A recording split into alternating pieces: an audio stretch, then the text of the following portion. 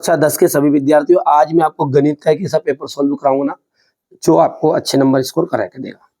96 और 404 का जो एचसीएफ होता है वो 4 है। बहुपद है एक्स स्क्वायर माइनस 3 के शून्य, एक बार प्लस में एक बार माइनस में। यहाँ पर समीकरण जो युग्म है इसके अनंत अनेक हल होंगे। समीकरण x square plus x minus 1 equal to 0 में मूलों की प्रकृति क्या होगी? वास्तविक और भिन्न होगी। 30वां पद माइनस 77 होगा और यहाँ पर क्षेत्रफल जो है इसका 16 अनुपात 81 हो जाएगा। करनी दो क्या है? एक आपकी अपरिमेय संख्या है। दो बहुपदों का गुणनफल एक बहुपद ये होता है।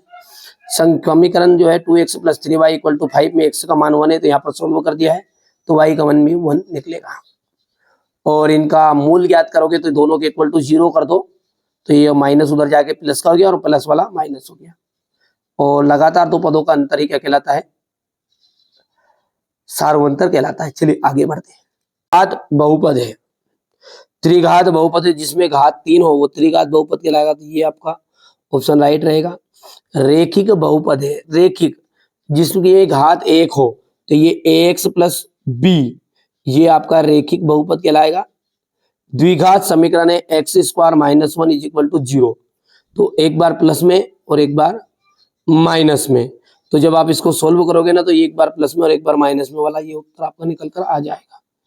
द्विघात समीकरण x ब्रैकेट में x माइनस 3 इक्वल टू 0 के मूल, तो x माइनस जो 3 है देखो एक बार तो इसका 0 आ जाएगा, जिसे सोल्व करोगे तो x इक्वल टू 0 और x minus 3 is equal to 0, तो उत्तर कितना आया निकल कर? एक बार तो 3 आया और एक बार कितना आया है? 0 आया है। तो ये आपका चौथा उत्तर सही है। हो गया। अगला, त्रिभुज समरूप होते हैं, त्रिभुज समरूप होते हैं। पांचवा जो है तो समबाहु त्रिभुज, समांतर श्रेणी में एनवा पद तो A N equal A plus N minus 1 D. ये छठा। सत्य सत्य छाट कर आपको बताने हैं। एक बटा करनी दो एक परिमेय नहीं, जब भी करनी लगी रहे और करने से बाहर नहीं आए तो वो कहलाते हैं आपके अपरिमेय, इसलिए ये बात होगी आपकी असत्य। शून्य बहुपद की घात, शून्य बहुपद की घात अपरिभाषित होती है। शून्य जो बहुपद है उसकी घात अपरिभाषित होती है क्या? तो बिल्कुल ये सत्य बात है। दो चरणों में रैखिक समीकरण के अनेक हल होंगे, दो चरणों में रैखिक समीकरण के अनेक हल नहीं होंगे, केवल एक हल होगा, ये भी आपका असत्य है। और a x plus b equal to 0 एक द्विघात समीकरण, तो द्विघात समीकरण कहां से होगा?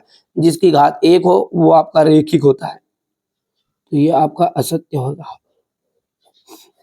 जब वर्ग समीकरण के दोनों मूल समान हो, जब वर्ग समीकरण के दोनों मूल कैसे होंगे? समान हो, तो विविक्त कर कितना होगा? विविक्त कर 0 होता है, तो सत्य बात है।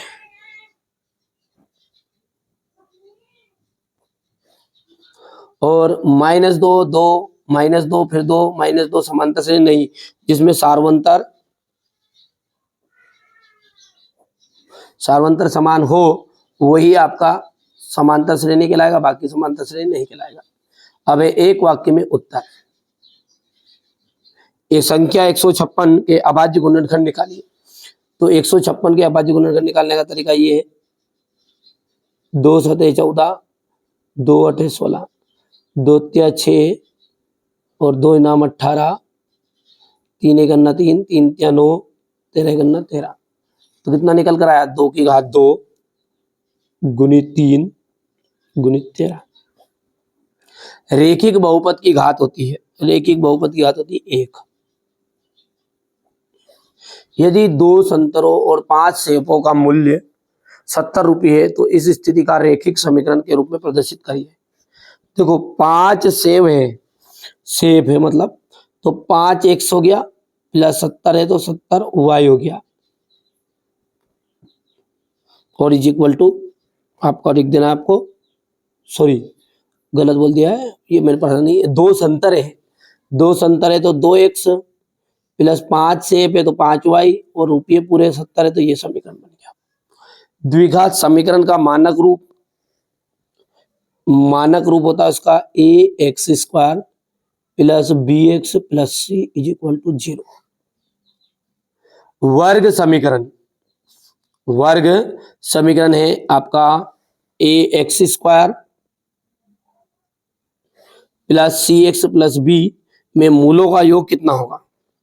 तो मूलों का जो योग होगा वो रहेगा आपका मूलों का योग